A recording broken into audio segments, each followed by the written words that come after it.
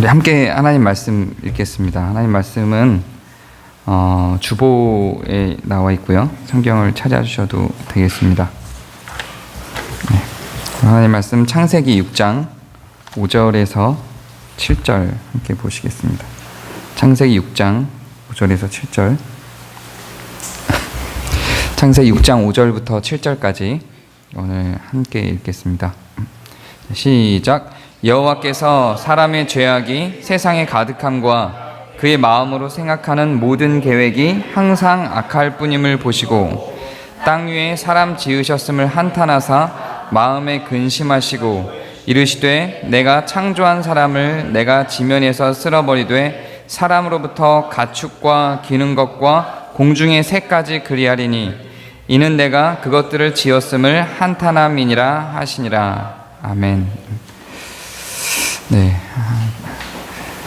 지난주에 설교가 너무 어려웠다는 그런 많은 피드백이 있어서 고민을 좀 많이 해봤는데 오늘은 어렵지는 않은데요. 내용이 굉장히 많습니다. 내용이 굉장히 많고 굉장히 무미건조할 겁니다.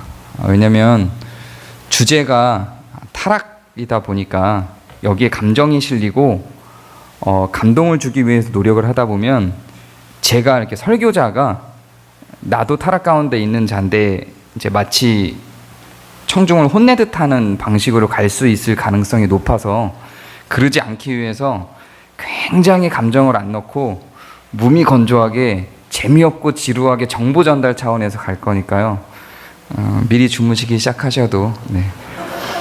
그리고 원래 지난번 자유의지를 2주에 걸쳐서 했는데 그것도 분량을 좀 늘려서 몇 주에 걸쳐 할까 하다가 사실은 한 주 안에 다 하는 게 더 내용상은 좋거든요. 이걸 분해하면 분해할수록 오히려 내용이 오해되기 쉬운 부분들이 많아서 이렇게 내용이 많은데도 불구하고 이렇게 좀 2주 안에 끝낸 거고요.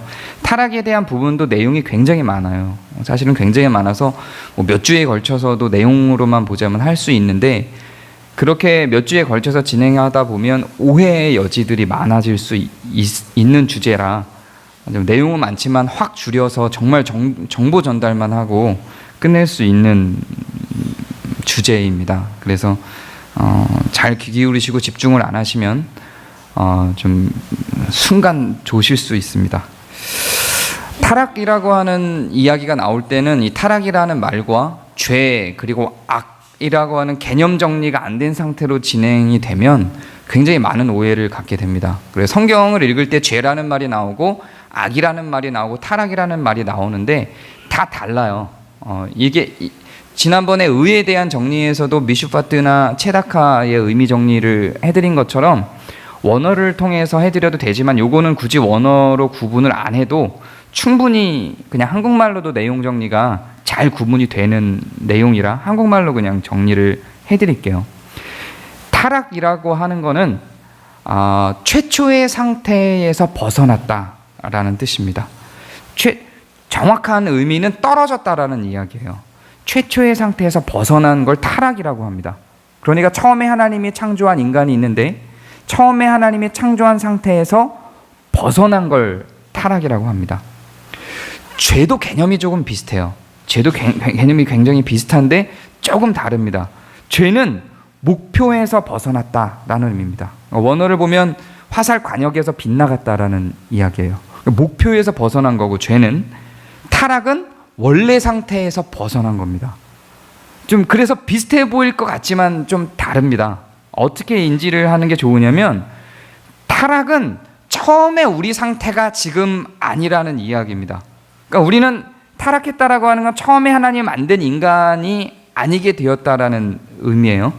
그러니까 타락에 대해서 이야기할 때 우리는 늘 타락한 존재죠. 아담이나 하와랑 다른 존재잖아요. 그분들은 영원히 살도록 만들어졌던 존재고 우리는 죽도록 구성되어 있잖아요. 그러니까 최초의 상태가 분명히 아니죠, 우리는. 그래서 우리는 늘 언제나 항상 타락 가운데 있습니다. 최초의 상태가 아니니까요. 그래서 구원자라고 이야기할 때, 구원자라고 성경이 이야기할 때 성경에는 다 구원하다, 구원자 이렇게 나오는데 죄송해요, 여기서 또 영어가 들어가서 리디머라고 하는 표현으로 쓰는 게 있습니다. 요거는 예수님을 리디머라고 표현할 때는 타락한 상태에서 최초의 상태로 돌려놓는다는 개념이에요. 여기서 구원은 타락에서 구원한다라는 의미의 구원자라는 말이 성경에 나올 때는 리디머라는 표현을 씁니다. 죄라고 하는 것은 관역에서 벗어난 거거든요. 최초의 상태에서 벗어났다라는 타락과 비슷한 개념이긴 하지만 이 죄의 상태는 늘 죄의 상태에 있지 않을 수 있어요. 우리가 좀 더 홀리해서 죄의 상태에서 살짝 벗어나는 상황들이 존재할 수 있습니다. 타락과는 조금 다른 개념이에요. 타락은 원래 만들어진 상태라고 한다면, 상태에서 벗어났다라고 한다면 이 죄는 우리가 가야 될 길에서 비껴나간 거거든요. 그러니까 우리는 가야 될 길로 다시 방향을 잡아갈 수도 있는 거죠. 그래서 우리가 죄의 상태에 있다라고 하는 거는, 예를 들어 우리가 하나님께 영광 돌리는 삶을 살아가야 되는데 우리의 삶의 목표가 하나님께 영광 돌리는 삶의 목표가 아닌 다른 길로 서 있다, 다른 방향으로 가고 있다라고 할 때 죄의 상태에 있다라고 이야기를 하는 겁니다. 그래서 죄에 대해서는 떨어졌다라는 개념, 표현, 동사로 쓰는 타락과 달리 죄에 대해서는 빠졌다는 개념을 씁니다.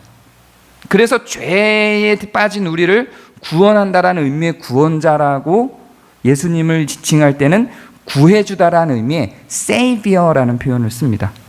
혹은 조금 자유롭게 하다라는 의미에서 Reliever라는 표현을 쓰기도 합니다. 그래서 죄라고 하는 거는 목표를 향해서 가야 되는데 그 목표에서 빗나간 길로 가고 있을 때 그걸 죄라고 합니다. 그러니까 죄는, 타락이라고 하는 상태는 우리가 타락한 이후로 다시금 돌이킬 수 없는 상태인 거고요.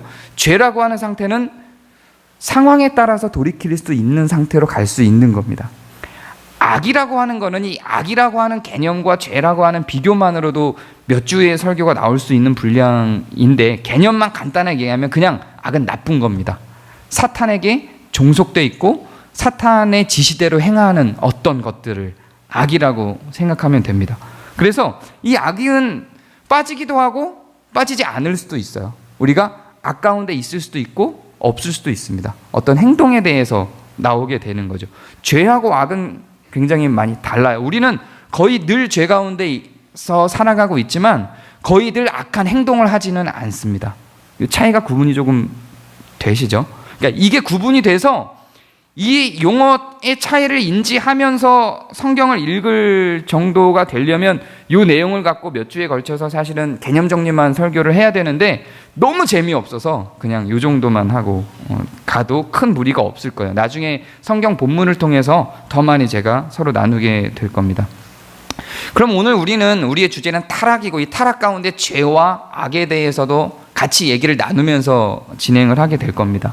타락에 대한 이야기가 나오면 늘 우리 안에 궁금증이 있습니다. 그게 바로 선악과라고 하는 것입니다. 선악과라고 하는 것이 왜 주어져서 우리를 이 상황 가운데로 빠뜨렸는가? 선악과라고 하는 것은 사실상 우리한테 없었어도 되는 거 아니었나? 그러면 우리가 이런 죄의 상태, 타락 가운데로 들어오지 않을 수 있었던 것 아닌가 하는 궁금증을 우리는 늘 갖고 있습니다. 그런데 여기에 대한 정확한 해답을 성경은 제시하고 있지 않습니다.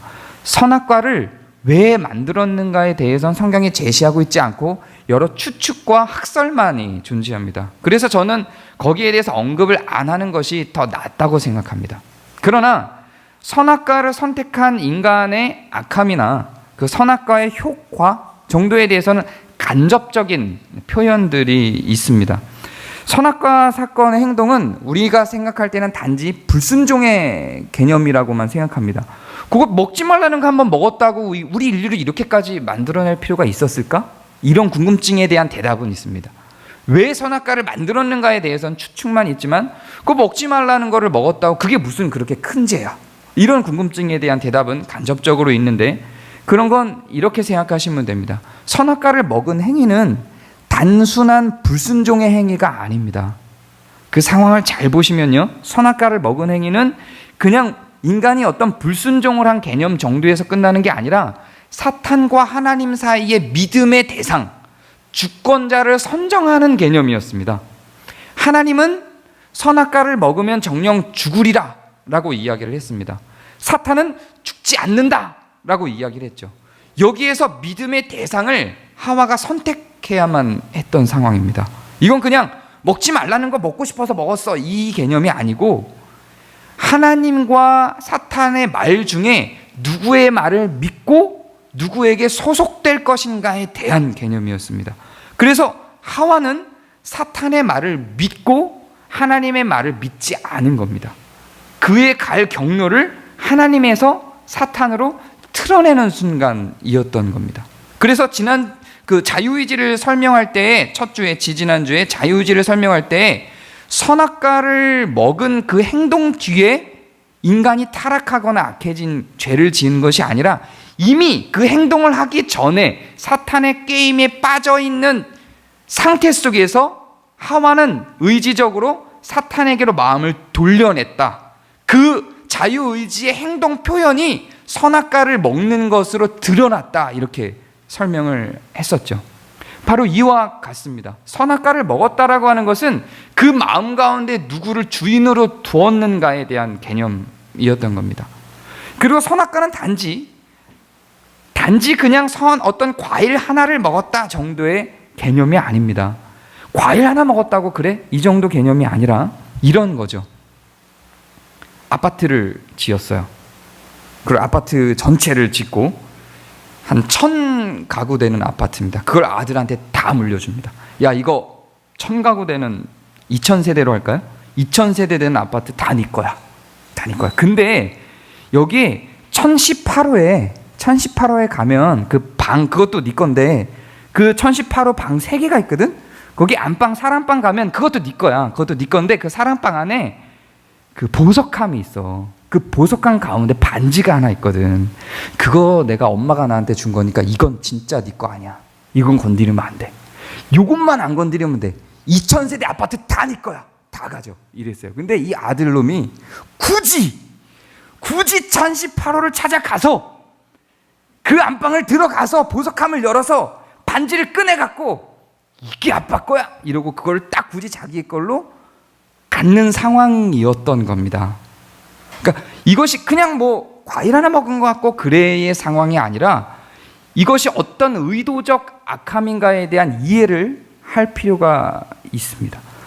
선악과가 왜 굳이 만들어졌는가에 대해서는 수많은 학설과 이론이 있지만 그거는 언급을 안 하는 게 저는 좋다고 생각합니다. 왜냐하면 성경에 거기에 대한 내용이 간접적으로도 없으니까. 그러나 분명한 건 선악과를 먹은 행위가 단지 과일을 먹은 행위가 아니라 충분히 인간에게 어떤 타락을 줄 수 있을 만한 정도의 수준의 주권에 해당되는 문제였다라고 하는 내용은 인지를 하고 선악과에 대해서 접하는 것이 좋다고 생각합니다.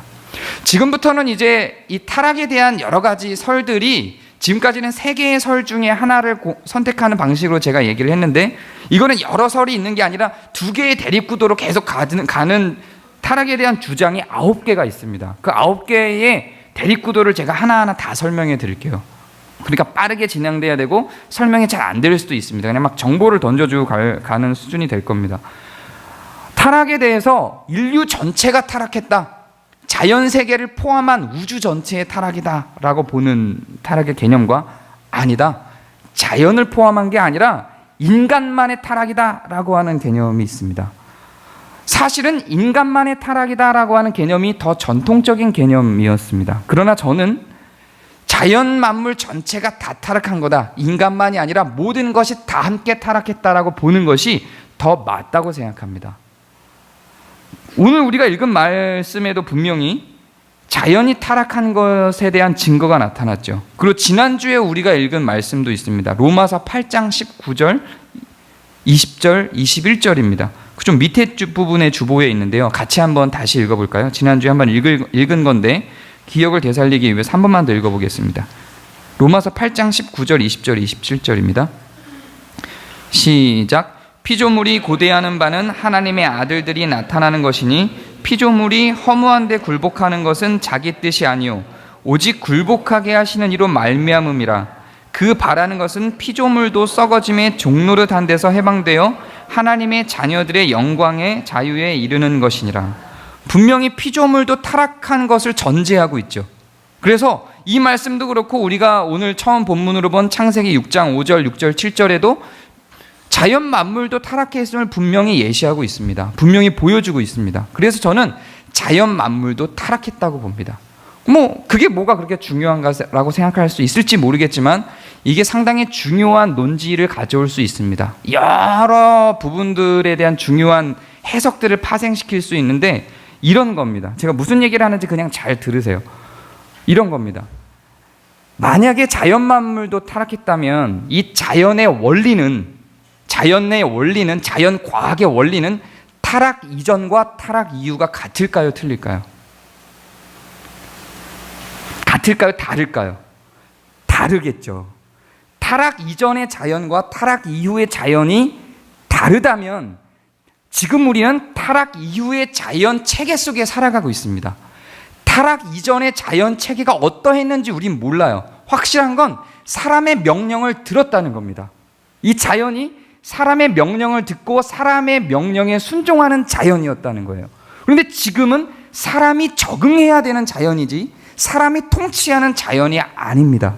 분명히 타락 이전과 타락 이후가 달라졌다면 자연 체계가 달라진 걸 의미합니다. 그렇다면 지금의 자연 과학으로 타락 이전의 자연을 측정하거나 설명해낼 수 있을까요? 설명해낼 수 없습니다. 만약에 자연도 타락한 게 맞다면 지금의 자연의 체계나 원리로, 이 이론으로 타락 이전의 자연을 설명해낼 수 없습니다. 그러면 타락 이전의 자연에 대한 건 어떤 영역이냐면 믿음의 영역인 겁니다. 이게 과학의 영역이 아니에요. 이걸 과학의 영역으로 가져가서 지금의 과학 원리로 그것을 파헤쳐 나가려고 하는 시도는 굉장히 무모할 수 있습니다. 타락 이전의 과학에 대해서는 우리가 건드릴 수 있는 게 아니에요. 왜냐하면 우리는 타락 이후의 자연과학 속에서, 자연 체계 속에서 살아가고 있기 때문에 그렇습니다. 이게 뭘 의미하는지 한번 추론해서 생각을 해보세요. 굉장히 많은 의미를 함의할 수 있습니다. 만약에 타락 이전의 자연과 타락 이후의 자연이 같다라고 생각을 한다면 어떤 시도가 가능하냐면 지금의 과학 원리로 타락 이전의 과학 원리를 파헤치고 조명하고 설명하려고 드는 시도들이 가능합니다. 그래서 과학으로 성경을 증명해낼 수 있다라고 하는 착각에 빠질 수 있습니다.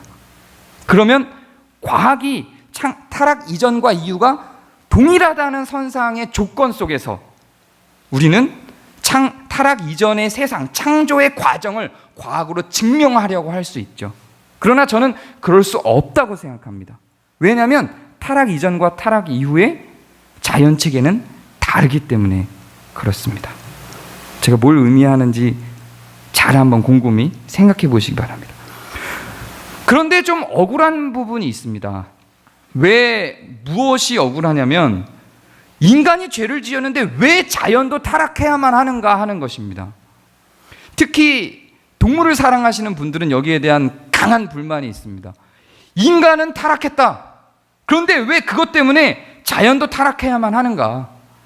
그래서 창세기 6장 5절, 6절, 7절을 보면 사람 지으셨음을 한탄하시고 쓸어버리시는데 사람으로부터 가축과 기는 것과 공중의 새까지 그러하셨대요. 이건 너무하지 않습니까? 인간이 악한데 왜 자연까지 저렇게 피해를 봐야만 합니까? 라는 불만이 동물 애호가 분들한테 들을 수 있죠.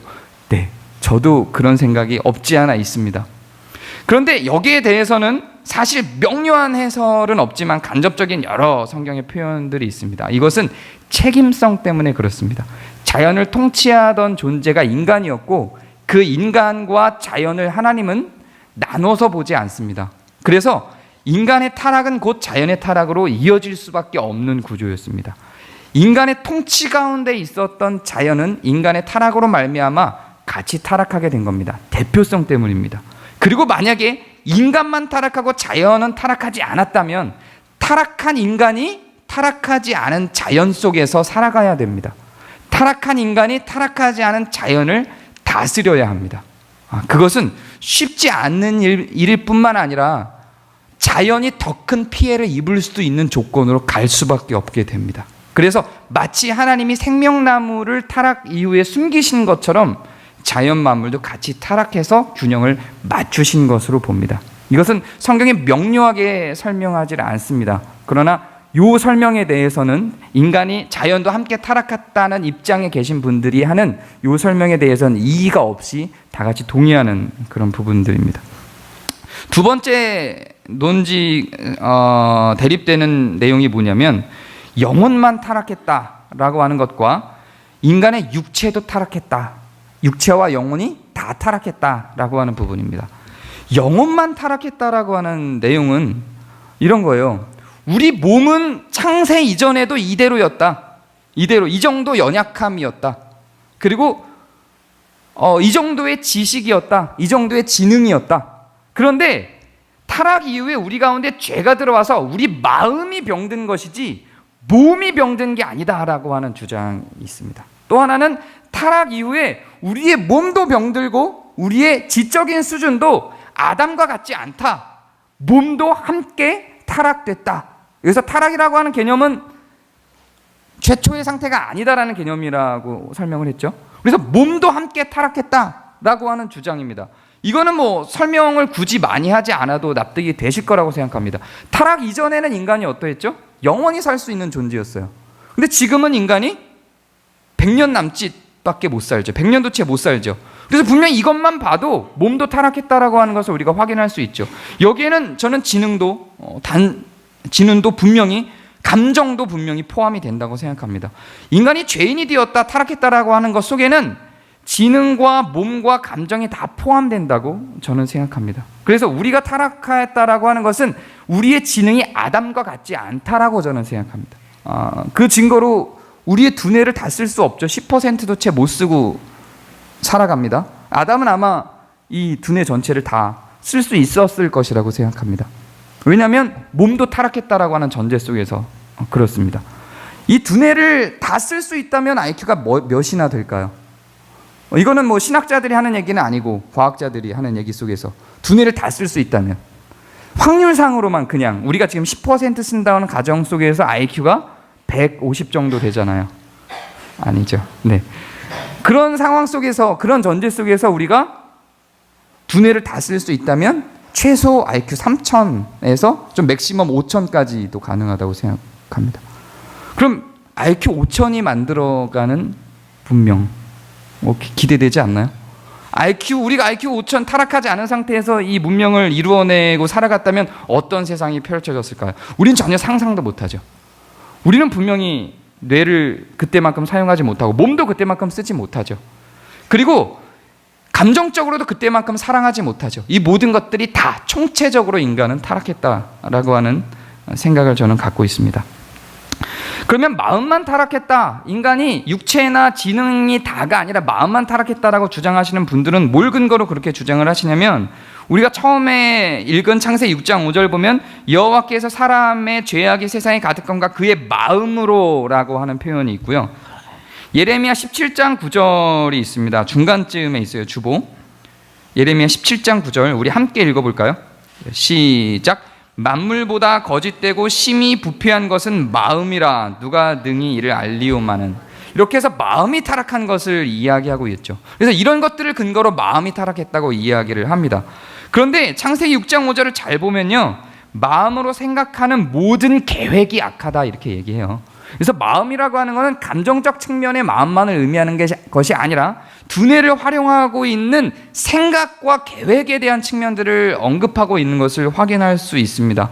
그래서 마음이라고 해석은 했지만 사실은 이것은 감정적 측면의 마음을 의미하는 것이 아니라 이성적 측면의 마음을 이야기하고 있는 것입니다. 그래서 저는 타락이라고 하는 개념이 단지 어떤 생각, 단지 어떤 마음에만 함축된 게 아니라 전체적인, 몸의 전체적인, 그리고 이성을 만들어내는 두뇌 활동까지 다 타락을 했다라고 생각을 합니다.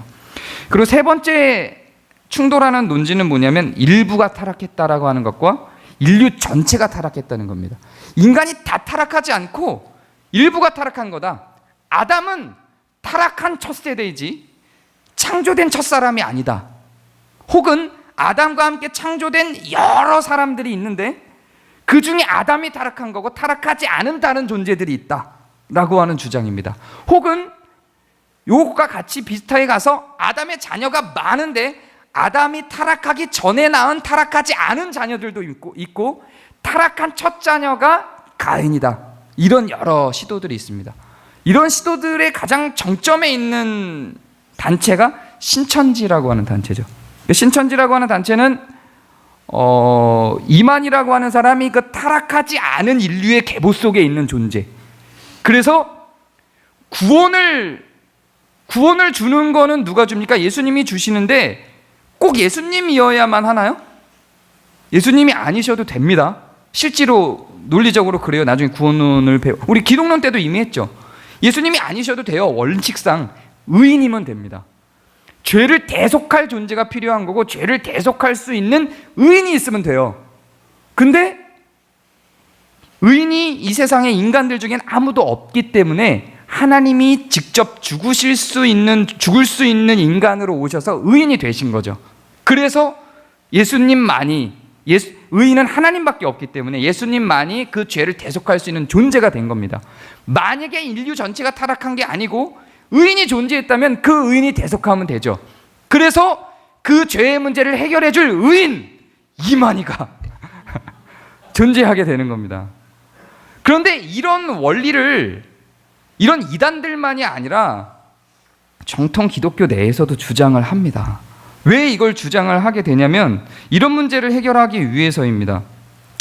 가인은 쫓겨나면서 아내를 데리고 쫓겨납니다. 누구를 데리고 쫓겨났습니까? 성경에 구체적인 설명이 없죠.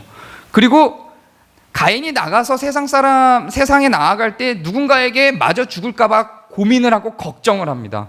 그렇다면 인류가 가인의 가족들 말고 아담과 하와의 가족들 말고 또 있었던 것 아니냐라고 하는 부분을 해결하기 위해서 생각하다 보니 아까 제가 얘기했던 그런 수많은 다른 죄 짓지 않는 존재들이 있었다라고 하는 전제를 자꾸만 끌어내려고 하는 시도들이 있는 겁니다.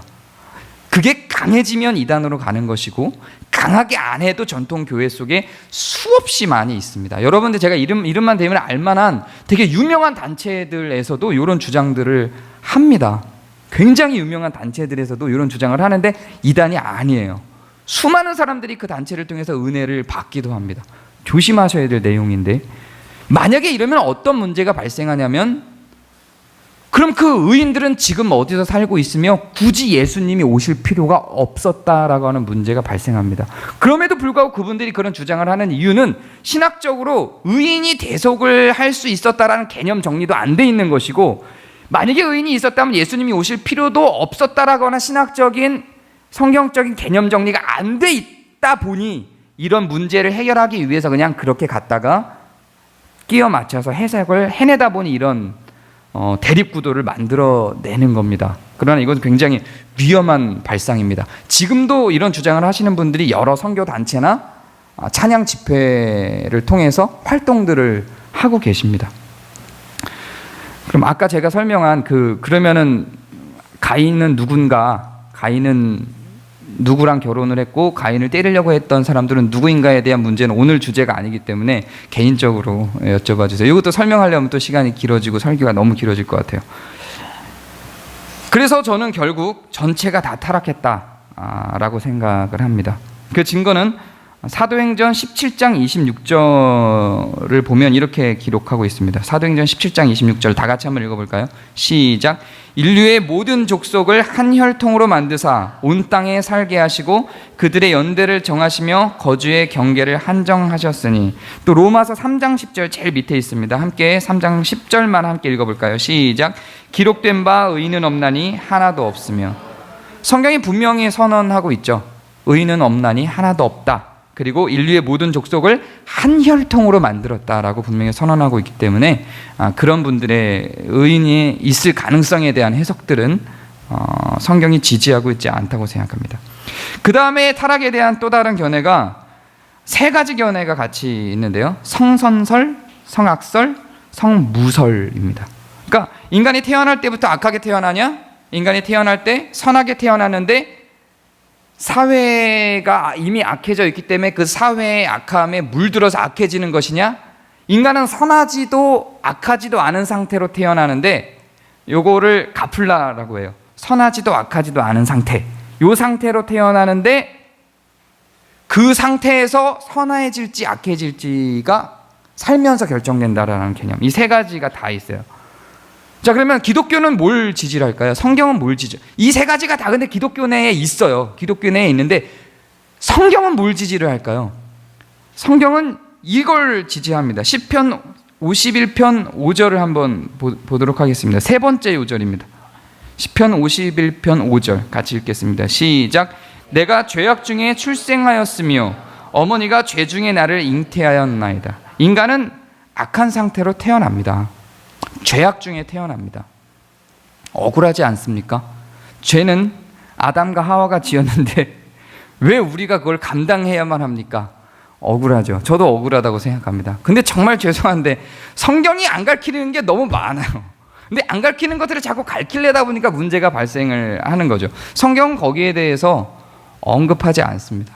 억울하다 아니다, 이게 얼마나 불합리하다라고 하는 부분에 대해서 성경은 이야기해주고 있지 않습니다. 나중에 우리가 하나님께 가서 따져볼 일들입니다. 하나님께 가서 물어볼 것들이 사실 굉장히 많아요. 그거는 하나님께 감히 그런 걸 따져라고 하는 걸로 얘기할 수 있는 게 아니라 이게 오히려 겸손의 표현이에요. 우리는 모르겠어라고 하는 게 오히려 겸손의 표현이지 건방진 자세가 아닙니다.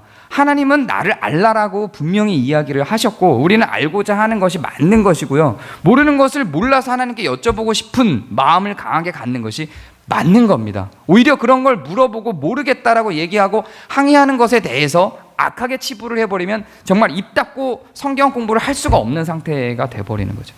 여기에 대해서 알려고 수많은 학자들이 달려들어서 성경을 뒤적거려 봤지만 답이 없어요. 죄송하지만 나중에 가서 여쭤봐야 될 것 같습니다. 불교에는 답이 있습니다. 성경에는 답이 없어요.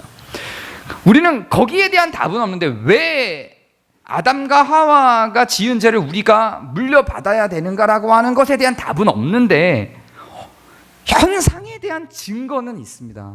성경이 그렇게 이야기하고 있는 것이 맞는가?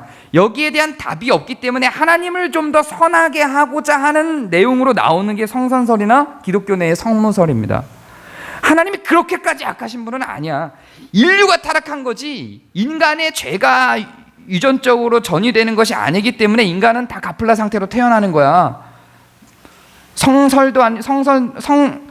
선하지도 악하지도 않은 상태로 태어나는데 인간이 그렇게 악한 사회에 적응하다 보니 악해지는 거야 라고 하는 이 주장을 왜 자꾸 하려고 하냐면 하나님을 변호하고 싶은 거예요. 이 질문에 대해서 아담과 하와가 죄를 지었는데 왜 우리가 그걸 감당해야 됩니까? 라고 하는 항의에 대해서 하나님을 변호하려다 보니 이런 주장을 펼치는 거지만 성경은 우리가 읽은 시편 말씀대로 분명하게 악한 상태로 태어납니다. 그것은 증거를 보면 알 수 있는 겁니다. 나중에 따질 건 하나님께 따지고 성경이 가르치는 바대로 이야기를 하는 게 맞습니다. 굉장히 불합리하고 굉장히 불공평하지만 우리는 악하게 태어납니다. 여러분을 보면 알잖아요. 나를 보면 알고 세상 주변 사람들을 보면 알잖아요. 누가 선한 사람이 있습니까? 그리고 악하게 태어나는 걸 아기가 얼마나 순수한데 그 아기들을 악하다고 하느냐라고 얘기하는 사람들은 아기를 아직 안 낳아본 사람들이죠. 아기들이 얼마나 악합니까? 태어나자마자 얼마나 이기적이고 자기만 알고 아주 그냥 막 침대 위에 던져버리고 싶은 순간이 한두 번이 아닌데 그걸 악하지 않다고요? 악하게 태어나는 게 맞습니다. 그리고 여러분들을 봐도 알잖아요. 여러분들의 부모님의 악함들이 있죠. 인간마다 특유한 악함이 있어요. 특유한 악함. 근데 그 고스란히 나한테 있잖아요. 내가 제일 싫어하는 우리 아버지의 모습이 저한테 있어요. 그 우유부단함과 어쩔 수 없는 이기적인 우유부단함. 우유부단은 굉장히 이기적인 겁니다. 내 안에 있는 가장 악함 중에 하나인데요. 그러니까 아버지도 고스란히 그걸 다 갖고 계셨어요. 내가 제일 싫어했던 모습인데 내 안에 그대로 다 있거든요. 그걸 살면서 닮아서 그런가요? 그걸 보고 배워서? 그렇지 않아요. 왼손잡이, 메밀꽃 필 무렵 이런 소설들이 왜 나왔죠? 평생 떨어져 살다가 만났는데 알아봐요. 내 아들인 걸. 뭘 보고 알아봐요? 얼굴 보고 알아보는 게 아니라 성격 보고 알아봐요. 내 꼬장꼬장을 그대로 갖고 있는 거 보고 알아보는 거거든요. 어릴 때 고아원에 맡겼는데 여러분 드라마나 영화 보면 나오잖아요. 내 아들인 걸 알아봐요. 회장님이. 왜? 똑같거든요. 자기랑. 그렇게 닮아가는 거예요. 그걸 보고 우리는 죄가 유전이라고 표현하지 않고 신학적으로는 전가라고 표현합니다. 그렇게 죄는 계속해서 전가되어져 옵니다. 부정할 수 없죠. 저는 그래서 분명히 성경이 가르치는 바대로 인간은 악하게 태어난다라고 생각을 합니다. 그리고 인간이 죄 짓는 것은 하나님의 예정이냐 인간의 선택이냐, 이거는 자유의지와 자유로운 삶을 통해서 이미 제가 다 증명을 해냈다고 생각을 합니다. 기억이 안 나시면 다시 한번 설교를 들어보시기 바랍니다. 우리 말씀 하나만 읽겠습니다. 이 부분에 대해서 야고보서 1장 14절에서 15절 중간쯤에 있습니다. 야고보서 1장 14절 15절 같이 읽겠습니다. 시작. 오직 각 사람이 시험을 받는 것은 자기 욕심에 끌려 미혹됨이니 욕심이 잉태한 즉 죄를 낳고 죄가 장성한 즉 사망을 낳느니라. 분명히 성경이 선언을 하죠. 하나님이 우리 가운데 죄를 심어주고 너는 악해져 이렇게 하는 게 아니고 인간의 자유의지로 그 악을 선택해 나가는 구조인 것입니다. 그것이 그 죄의 싹이 사망으로 가는데요. 사망으로 가는데 이 죄의 싹이 사망으로 가는 경로에는 그 죄에 대한 결과물로 하나님이 사망이라고 지정해 준 것도 있지만 그 원리는 어떠하냐면 인간이 선택해서 살아가는 모든 구조가 인간을 사망으로 이끌어 가게 만드는 겁니다. 그 내용이 야고보서 1장 14절에 나오죠. 욕심에 끌려 미혹되고 욕심이 죄를 낳고 죄가 장성해서 사망을 만들어내는 겁니다. 인간이 결국 점점 인간을 사망 가운데로 몰아져 가고 있습니다. 수명을 점점 줄이고 자연을 파괴하고 인간의 건강을 점점점 파괴해내고 있습니다. 그런 모든 것들이 구조상 그렇게 타락한 죄를 갖고 있는 악해진 인간들이 구조상 그렇게 끌려져 가고 있습니다. 그 다음에 또 다른 논쟁은 이 세상 가운데 있는 죄를 조장하는 것이 하나님이냐 사단이냐 하는 겁니다. 하나님에 대한 전능하심을 극대화시키다 보니까 아까 우리가 얘기했던 죄를 짓는 것은 하나님의 예정이다, 하나님이 이미 정해놔서 우린 죄를 짓는 거다라는 주장도 나오고, 또 하나님의 전능하심을 극대화시키다 보니까 이 세상 가운데 죄를 조장하는 것이 하나님이다 이렇게 주장을 하기도 합니다. 전능하심의 포인트를 맞추다 보니 그러합니다만 그렇지 않습니다. 성경은 그렇게 이야기하지 않습니다. 이 세상을 통치하고 있는 게 누구일 것 같습니까? 우리가 이 세상을 통치하고 있는 게 사탄이다 이렇게 얘기하면 하나님의 전능하심에 큰 손상을 줘서 마치 신성을 모독하는 것 같은 두려움을 느끼게 되는데요. 잘못된 교육입니다. 우리 같이 한번 읽어보겠습니다.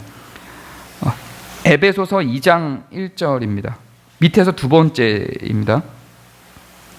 1절 2절 같이 한번 읽겠습니다. 시작. 그는 허물과 죄로 죽었던 너희를 살리셨도다.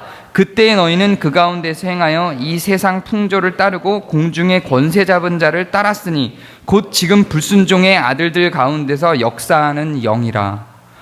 권세 잡은 자가 사단입니다.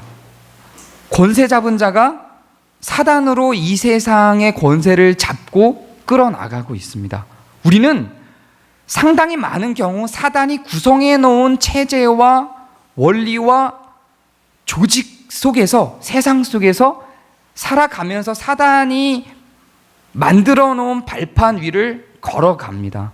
우린 그것들을 선택하고 살아갑니다. 우리가 알든 알지 못하든 이 세상의 권세자는 그 악을 조장하고 그것을 끌어가는 존재는 분명히 사단입니다. 그리고 죄의 싹시 사망인가, 즉 죄가 온 뒤로 인간은 사망하게 되었는가, 원래 아담과 하와도 태초 이전부터 사망하게 만들어졌는가 라고 하는 논지에 대해서 저는 죄의 싹시 사망이다, 인간의 타락 이후에 사망이 들어온 거다라고 생각합니다. 이 부분에 대해서도 마찬가지로 큰 아주 긴 시간의 설교를 통해서 증명이 필요한데 요거에 대한 증명은 나중에 할 수 있을 때가 있을 것입니다. 한 1년 반쯤 뒤에 더 정교하게, 더 재미있게, 더 감동적이게 그때 한번 같이 하기로 하고요. 이미 일반적으로 이거는 제가 설득을 안 해도 될 만한 내용이니까, 네. 원고에는 이런데 설명을 안 하니까 되게 찝찝하네요. 인간이 사망을 할 만한 죄가 아니다. 이것 때문에 자꾸 이런 주장이 있는 거예요. 사망은 원래부터 있었다. 과연 인간이 죽을 만한 죄를 지었는가? 인간이 죄 때문에 죽는다는 게 그 죄가 죽을만 해야 되는데 죽을 만한 죄를 지었는가? 라고 하는 불만이 생기죠. 여러분 스스로를 볼 때, 그렇죠? 여러분은 지금 한국 사회 속에서 살아가고 있습니다. 죄라고 하는 것은 목표를 벗어난 상태라고 했습니다. 악과 달라요. 악이 아니어도 우린 자꾸 죄와 악을 동일시하다 보니까 이런 질문이 나오는 건데요. 악과 죄에 대한 개념 정리가 되면 죄는 악을 행할 수 있는 근거가 됩니다. 가변적 악을 행할 수 있는 가변적 상태가 죄입니다.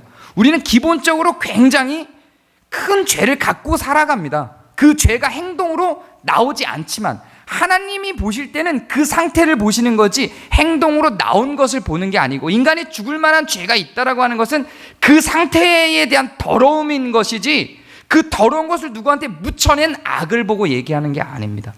예를 들어서 여러분들이 소돔과 고모라에 살았다면 어떻게 사셨을 것 같아요? 지금처럼 살 수 있었을 것 같으십니까? 그럴 수 없다니까요. 소돔과 고모라의 사람들이 어떠했죠? 지나가는 사람들을 불러서 너 일로 와봐, 불러서 여럿이서 겁탈하고, 약한 사람들을 겁탈하고 그냥 길거리에서, 은밀한 곳도 아닌 길거리에서 지나가는 아름다운 사람을 보면 그냥 잡아다가 머리끄댕이 잡고 와서 겁탈을 했다니까요. 그게 아무렇지도 않은 사회. 지금 우리가 생각하면 끔찍하죠. 사람을 죽여놓고 야 나 오늘 7명 죽었어 라고 자랑하는 사회, 그런 사회였다고요.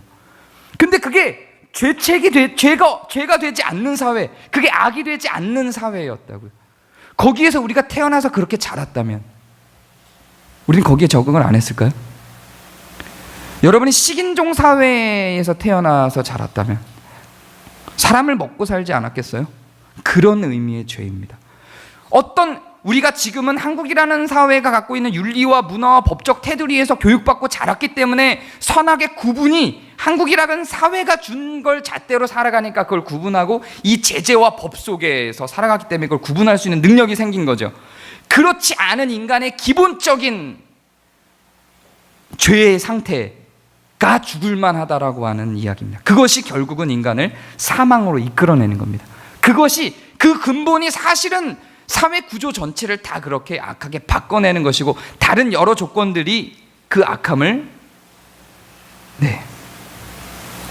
방어하고 제재하는 것입니다. 자, 그러면 그 다음 논쟁입니다. 전적 타락에 대한 논쟁입니다. 전적 타락이라고 하는 것은 완전한 정도의 타락이다? 아니다. 정도의 완전성이 아니라 범위에 대한 거다. 성경은 분명히 인간이 완전히 타락했다고 이야기를 합니다. 완전히 타락했다고 우리가 읽은 내용들, 이 요절에만 계속 그 완전한 타락에 대해서는 계속 우리가 읽은 요절들 속에 반복이 됐죠. 인간이 완전히 타락했다라고 하는데, 그러면 인간이 완전히 타락했다라고 하는 것이 그 타락의 정도로서 타락과 선의 정도가 1부터 10까지여서 10이 선이고 0이 타락의 끝자락이라고 본다면 인간의 타락의 정도가 0인가? 이걸 말하는 전적 타락인가? 그렇지 않다는 겁니다. 그렇게 주장하시는 분들도 있어요. 그래서 인간은 어디다 내놔도 어떻게든지 어떤 상황에서도 악하다, 기독교만이 선하다라고 주장하게 되는 겁니다. 다른 것 속에는 선이 없다라는 주장을 하게 되는 거죠. 그러나 전적 타락이라고 하는 것은 그런 정도의 타락이 아니라 범위의 타락이라고 하는 겁니다. 사랑이라고 하는 선이 인간에게 있죠. 사랑이 있어요. 근데 그게 타락해서 변질돼서 거기에 질투와 시기가 들어가고 오해가 들어가고 이기가 들어가고 해서 그 사랑이 변질된다는 겁니다. 긍휼이 인간에게 있죠. 긍휼이 인간에게 있어서, 긍휼이라고 하는 선이 인간에게 있어서 그것을 구제를 하게 되는데, 그 구제에 나에 대한 자만과 자랑과 이런 것들이 포함돼서 변질돼서 들어간다는 거죠. 모든 분야의 모든 범위가 다 타락했다라는 의미에서의 전적 타락인 것이지, 이것이 정도에서 완전한 선이 전혀 없는 수준의 타락을 의미하는 게 아닙니다. 그렇기 때문에 다른 종교나 기독교가 아닌 다른 종교 속이나 혹은 기독교를 전혀 모르는 나라가 만든 법과 도덕 속에도 선의 향기가 있고, 하나님을 전혀 알지 못하는 사람들도 선의 테두리를 만들고 선을 향한 구도를 해나가면서 살아갈 수가 있게 되는 겁니다. 그리고 마지막입니다. 타락에서 회복될 방법이 인간에게 있다? 없다. 저는 없다라고 봅니다. 갈라디아서 3장 11절입니다. 여기에는 다 안 들어가서 제가 못 썼습니다. 또 하나님 앞에서 아무도 율법으로 말미암아 의롭게 되지 못할 것이 분명하니. 요한복음 14장 6절입니다. 예수께서 이르시되 내가 곧 길이요 진리요 생명이니 나로 말미암지 않고는 아버지께로 올 자가 없느니라. 아무도 의롭게 되지 못한다, 자기 스스로는 의롭게 되지 못한다라고 하는 갈라디아서의 선언이나, 예수님을 말미암지 않고는 아버지께로 갈 수 없다라고 하는 선언은 같은 맥락입니다. 예수님으로 말미암지 않고는 아버지께로 갈 수 없다라고 하는 것은 결국 뭘 의미하냐면, 타락이라고 하는 것이 최초의 상태에서 벗어난 것이라고 했고, 죄라고 하는 것이 목적에서 벗어났다라고 하는 측면에서 하나님이 안 계시다라고 하는 것은 타락을 의미하고 죄를 의미하게 되는 것입니다. 그래서 여기에서 다시 죄에서 원래대로 돌이키고, 죄에서 목표를 향해 가고 타락에서 원래대로 돌이키는 방법은 예수님밖에 없다라고 하는 의미입니다. 그래서 저는 인간 스스로, 인간 홀로, 인간의 의지와 선으로 결단하여 타락에서 벗어나거나 죄에서 벗어날 수 있는 방법은 없다고 생각합니다. 그러나 악을 행하지 않을 가능성은 있다고 생각합니다. 그래서 우리는 인간이 악을 행하지 않고 선을 행할 수 있는 모습을 보고 자꾸 죄와 타락 가운데에서 벗어날 수도 있다라고 생각을 하지만, 이게 개념이 구분이 되면 악에서는 인간이 충분히 벗어날 수 있고 선을 행할 수 있는 능력은 있으나 죄와 타락 가운데서 스스로 벗어날 수 있는 방법은 없다고 저는 생각합니다. 물론 여기에 대한 정의가 어떻게 내려지든지 간에 이것이 구원에 영향을 주는 것은 아닙니다. 그러나 이것은 분명히 하나님을 향한 의지와 우리의 신앙의 걸음을 결정하는데 굉장히 많은 영향을 주게 됩니다.